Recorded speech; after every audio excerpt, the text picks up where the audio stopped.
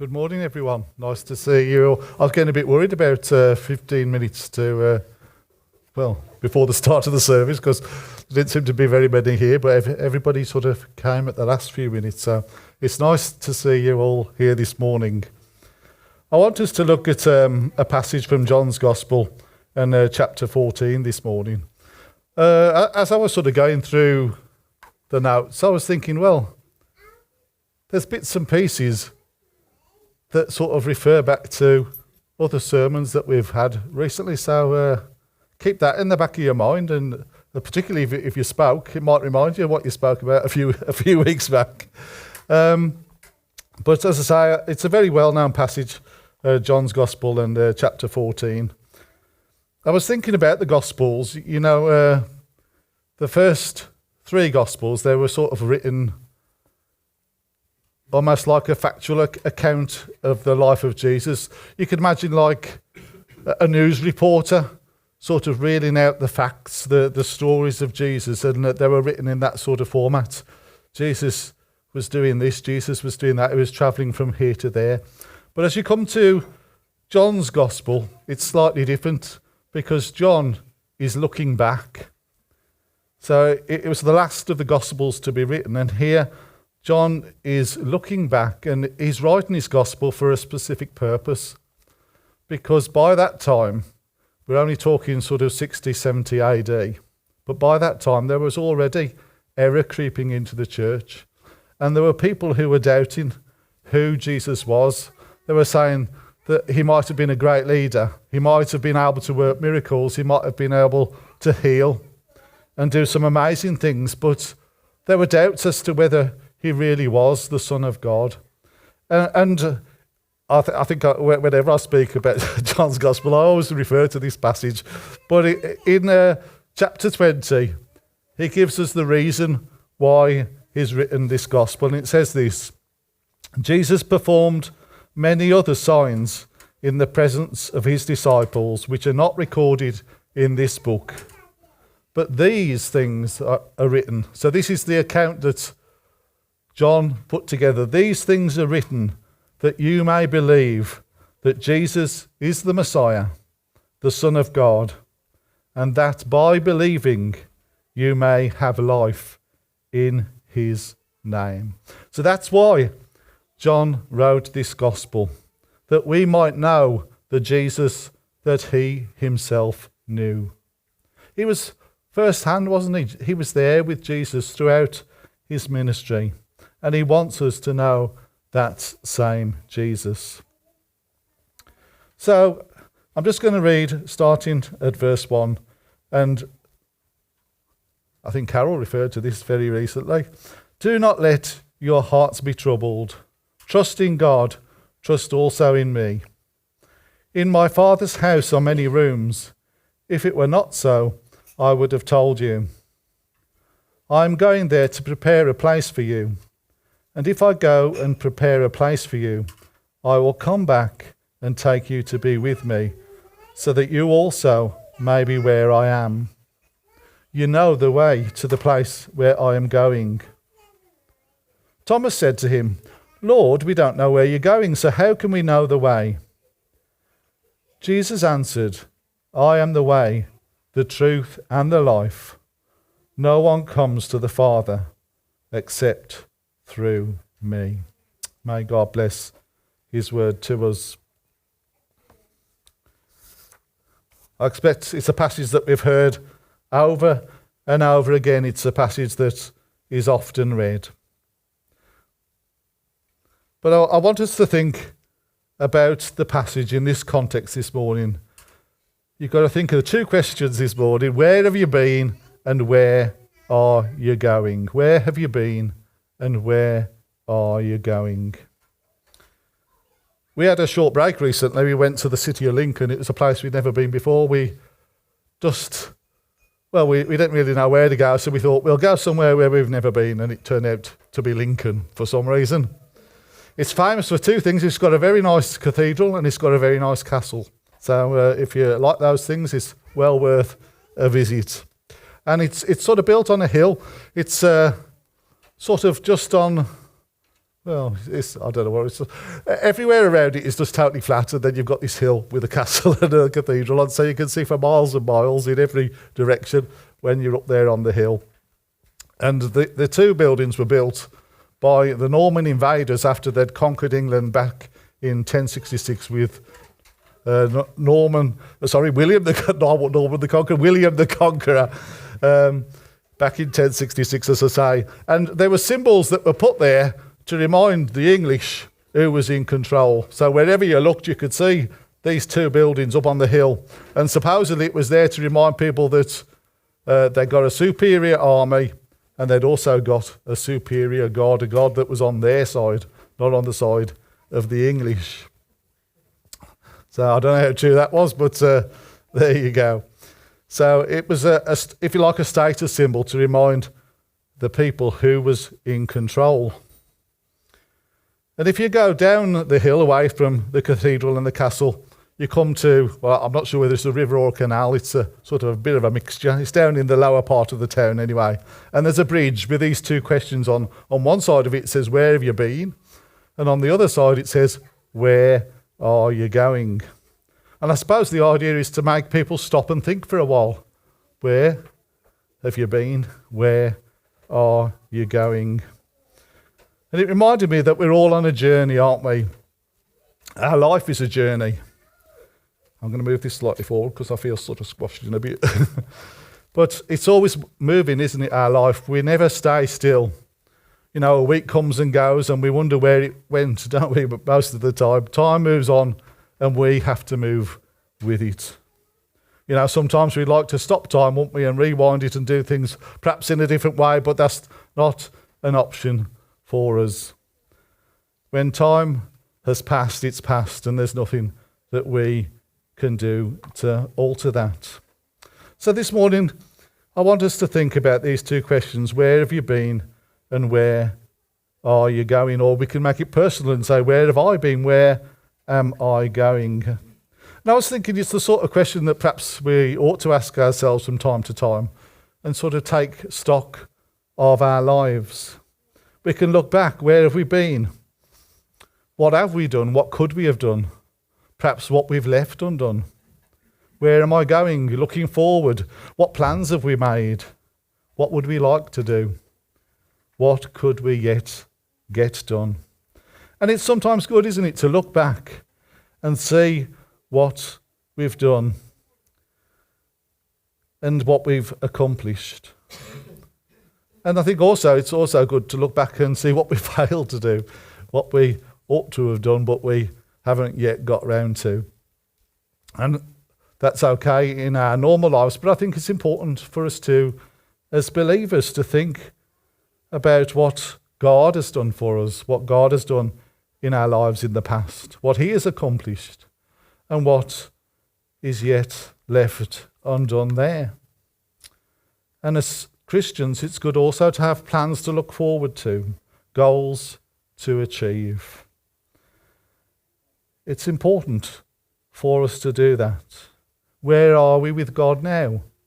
Where would we like to be with him in the future? You know, I think so often we're sort of rushing from one thing to the next. We don't sort of sometimes pause and take stock of things. And it's good sometimes to pause, isn't it? To stop for a while, put that button down, you know, put everything down and just take a moment and take stock. And we can do that as individuals, we can do it as couples, as families, we can do it as the church. We can look at things that the church is doing and how the church is as a whole.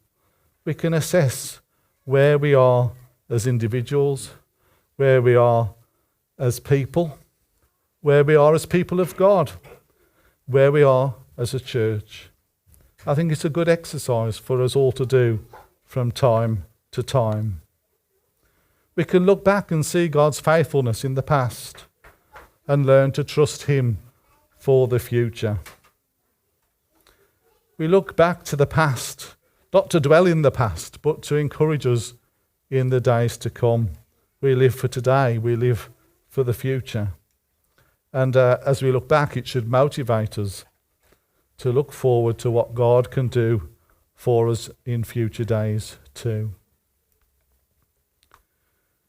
And I was thinking it's very apt to have the questions on a bridge, isn't it? Because a bridge has got a source and a destination. You start on the one side and you end on the other. It takes you somewhere, doesn't it? Where have you been? Where are you going?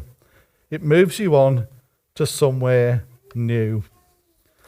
So I'd like us, as I say, to apply that thought to this passage this morning. But before we do that, I want us to think of the question, have we started out on our journey? Have we started out on our own journey with God? Because we can't really look at this passage unless we've started our journey, our own personal journey with God. John had found his saviour and friend in Jesus, hadn't he? And that's why he wrote the gospel, as we just said. He wrote it so that we may know the Jesus that he himself knew. That's what it was all about. And as we come to this passage, it reminds us that not all of the Bible is for everyone. There's parts of the Bible are for believers only. If you look at, in the NIV, it's entitled, Jesus Comforts His Disciples. And these verses here are for believers, for his disciples. They're not for everyone. I was thinking that, these days you can go on holidays, can't you, that are for adults only. The idea being that you can have a bit of peace and quiet. You ain't got all these little kids running around disturbing your peace. You probably get adults doing it instead, don't you? But there's things that are for particular groups only. Here, this passage is for believers only. Most scripture is for everyone, but here Jesus is specifically speaking to his followers, comforting his disciples. He says, "Do not let your hearts be troubled. You believe in God, believe also in me. In my Father's house are many rooms. If that were not so, would I have told you that I'm going there to prepare a place for you? And if I go and prepare a place for you, I will come back and take you to be with me, that you also may be where I am." It may surprise you, especially if you listen to things on the telly these days, but heaven isn't for everyone, is it? It's for believers only, for disciples of Jesus only. And here, Jesus is telling his disciples, his followers, not to be troubled, in order to encourage them and to comfort them before he leaves them. And if he's spoken to his disciples here in this passage, he speaks to us today. He speaks to us to remind us that he's gone to heaven, but one day he's coming back for his people. And these words are there to be a comfort to us and to encourage us in our lives as believers today. His word still speaks to all believers down through the ages past, present, and future. He says, "My Father's house has many rooms." It must be a very big house, hadn't it? I don't know what their biggest house on earth is, but God's house is bigger. Other versions have it mansions, don't they? Many mansions or many dwelling places. But the important thing here, however you imagine it, is that there's room for everyone. That's important, isn't it, for us to remember? Room for everyone. And it made me think, especially for you, Jesus has gone ahead to prepare a place for every believer. Our home will be, his home will be our home. Isn't that amazing? He's gone to get everything ready for our arrival. If you are a believer, he is preparing a place for you. You won't turn up to heaven and find it a work in progress. It won't be like one of those dodgy timeshares where you turn up and it's only half built. It'll be there and it'll be ready and waiting for you, especially for you. Perhaps it'll be decorated in your favourite colour, just to your taste. Who knows what it'll be like? Just imagine. The detail we don't know, do we? We can only imagine. We can only try and get a picture in our minds of what heaven will be like. But I don't think anybody, when they get to heaven, will be disappointed with what they find. It'll surpass our imaginations. It'll be bigger. It'll be grander than we can expect. Because that's the sort of God we have, isn't it?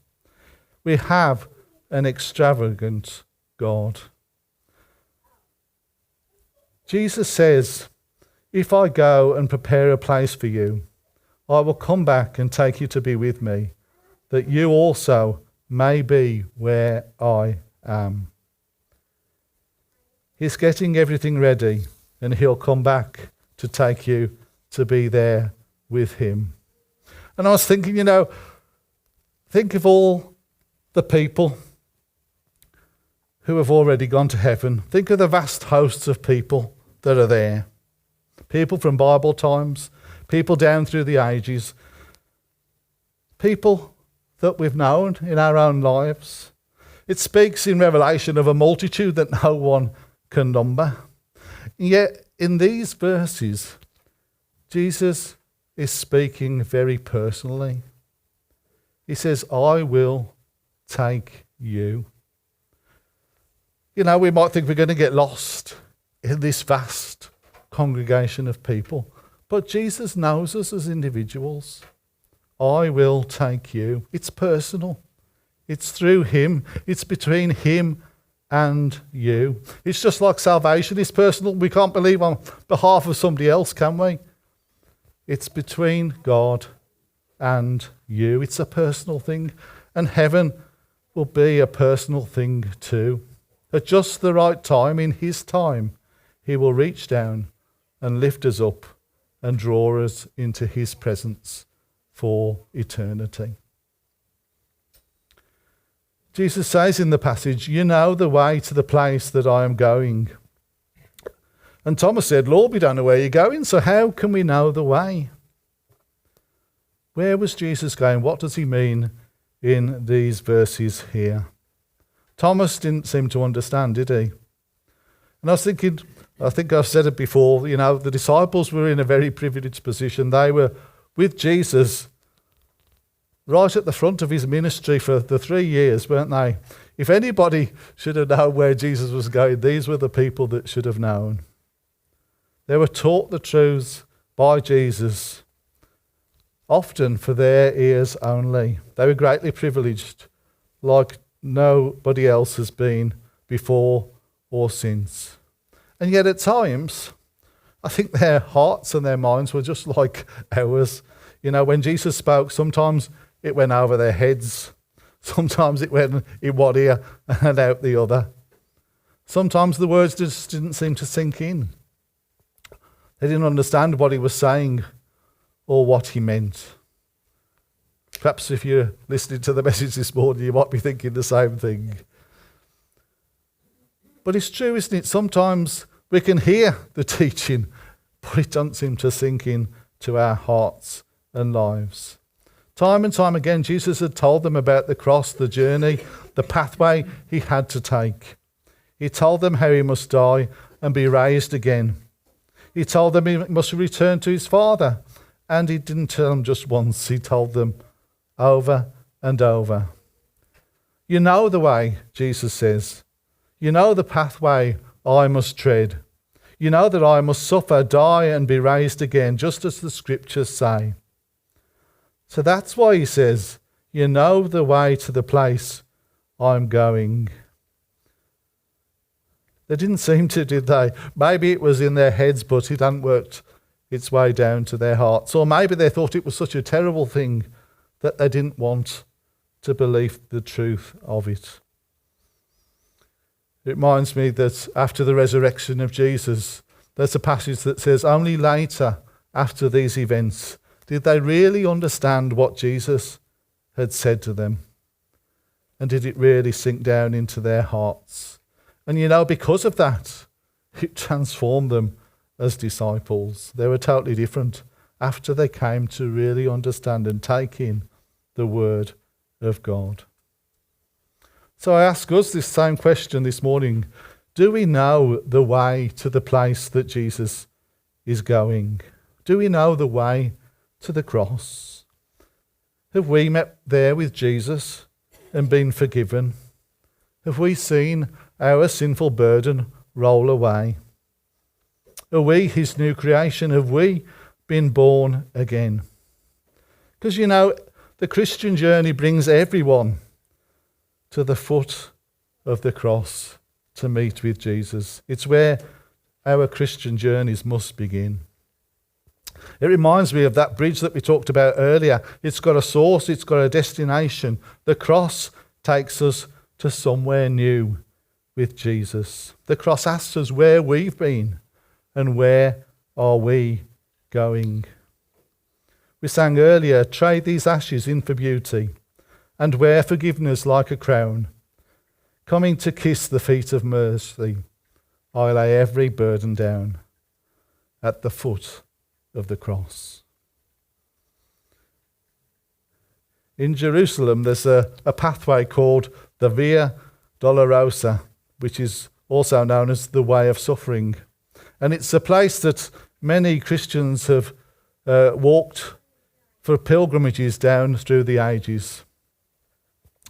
It's supposedly located in the city of Jerusalem and follows the route where Jesus was condemned by Pilate down to the place where he was buried in the tomb. And it's, as I say, a place that people down through the ages have walked by a way of pilgrimage. And we might not have been there and put our feet on the stones, but it's figuratively a pathway that we must all walk. We have to meet with Jesus at the cross and follow him.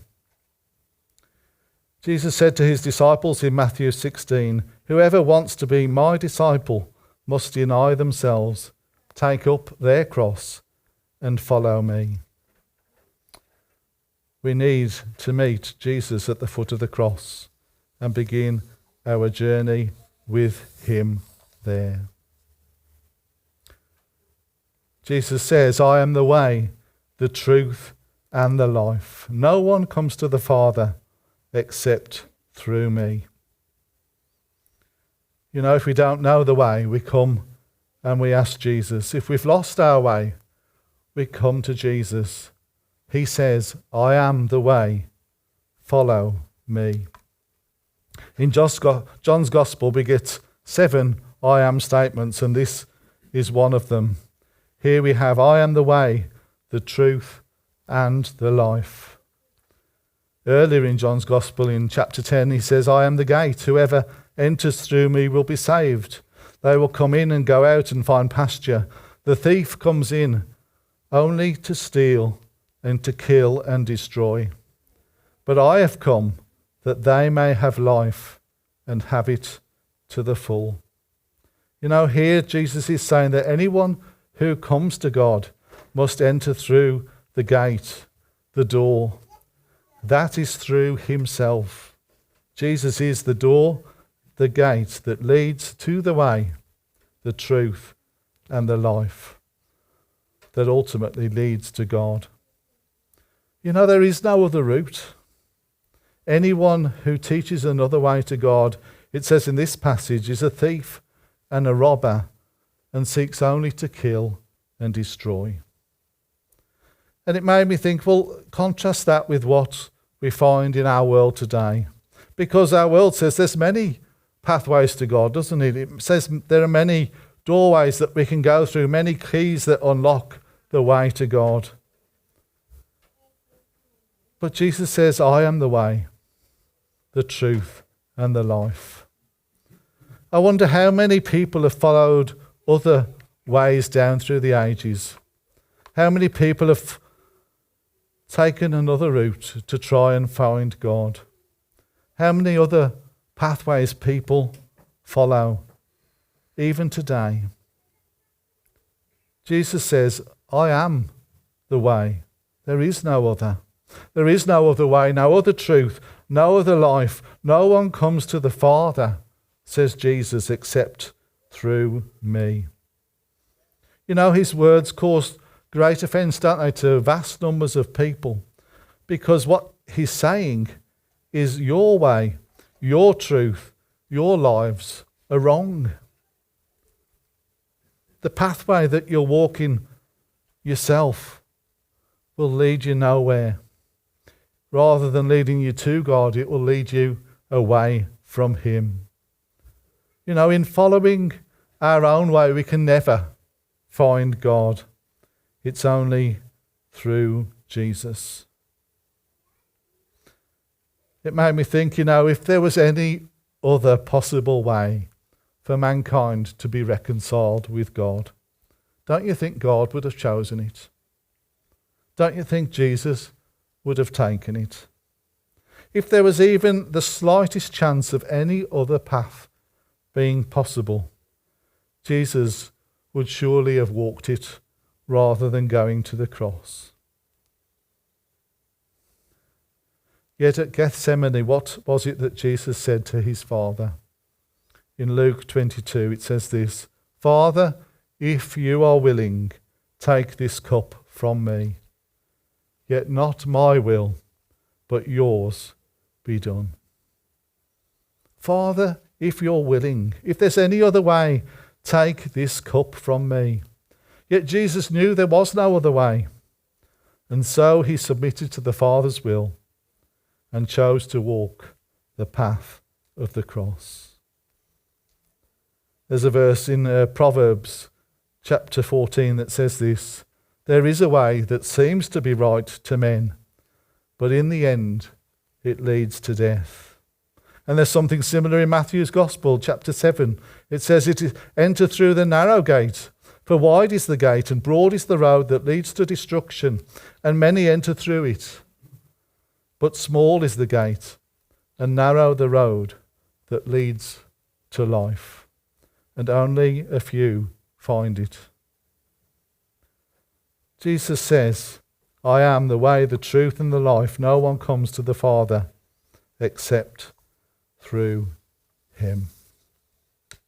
But you know, as well as speaking about the cross, Jesus was also returning to the Father in heaven. And as he speaks these words about, you know, the way to the place I'm going, I'm sure part of that truth is found in the cross, but it's also found in the fact that Jesus was leaving his disciples and going back to the Father in heaven. We can think of the cross and heaven as two destinations. Both destinations fits this passage here. You can think of the cross, if you like, as the beginning, the start, and heaven as the end, the destination. You know, I was thinking, for some, like the thief on the cross, this was a very short journey, wasn't it? But for others, it's a lifetime of walking with Jesus. It reminded me that early believers were called followers of the way. We find that spoken of quite a lot in the book of Acts.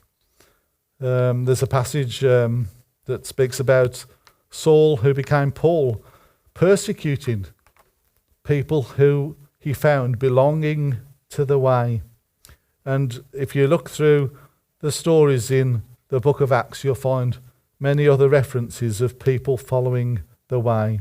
Followers of the way used to describe the people who walked in the footsteps of Jesus. And as I was thinking about that, it reminded me of the book of Hebrews in chapter 11. And there's that great chapter, isn't there, that talks about people doing and living their lives by faith. People in the Old Testament who lived by faith. They lived and died serving God.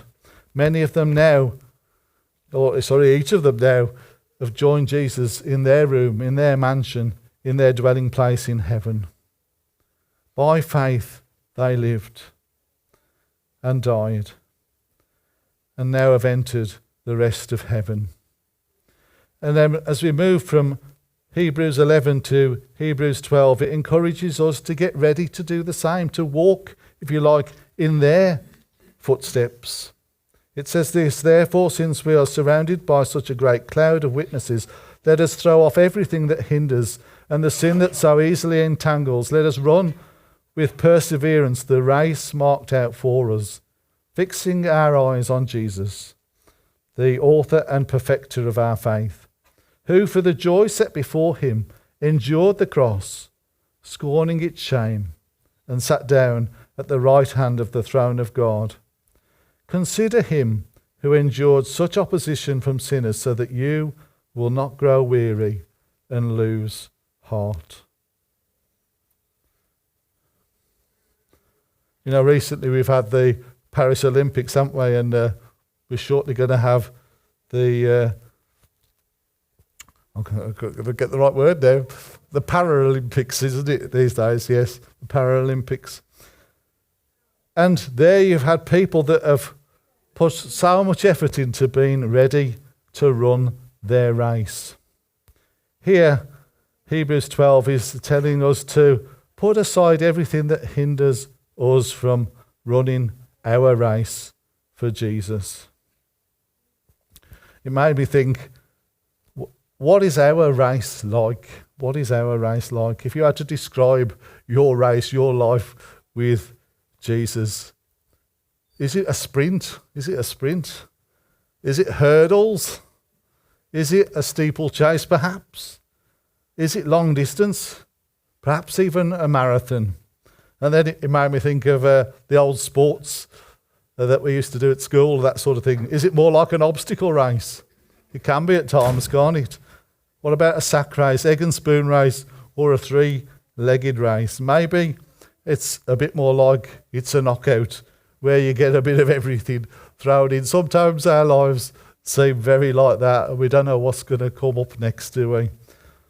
A bit of everything thrown in, not knowing what's going to happen next. Well, in this book here of Hebrews, it says, remember those who have gone before. Remember those who are now with Jesus in heaven. And you know, they too had all sorts of things go on in their lives. You can read about it in Hebrews 11, and you can refer back obviously to the Old Testament. But they continued the race through to the end. They started what they started, or what God started in their lives, he brought to completion. He is the author and perfecter of our faith. And it says here, consider these people, consider what they went through, so that you too will not grow weary, so that you also will not lose heart. I don't know your own personal situations. I don't know what you're going through. But whatever it is, we can bring it to Jesus. Whatever it is, what he has started, he can complete in our lives too. And then this brings us back full circle to the passage that we started with in John's Gospel and chapter 14. Because it brings us back to the point where he tells us, do not be troubled. Trust in God. Trust also in me. In my Father's house are many rooms. If it were not so, I would have told you. I am going to prepare a place for you. And if I go and prepare a place for you, I will come back and take you to be with me, that you also may be where I am. May God bless us as we think about these things this morning. May he encourage us as we look and see what he has done in the lives of people who have gone before us. I'm sure we can all look back at characters in the Bible. We can look back at people that we've read about in history. We can look back and find encouragement with believers that we have met with in our lives who have gone before.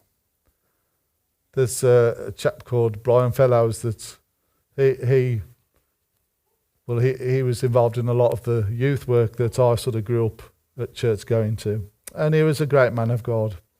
But in many respects, his life was very short. I'm sure he could have been a great blessing to other people, but for some reason, the Lord took him perhaps a lot earlier in his life than we would have expected. But we can look back, and we don't look back we do look back in sorrow, but we also look back with thankfulness to God because of what God has done in these people's lives and the way that they have in turn blessed others. And that's a great encouragement to me as a Christian, and I'm sure you can look back to people in your own lives and find others that have blessed you in similar ways. And hopefully we can be a blessing to others too.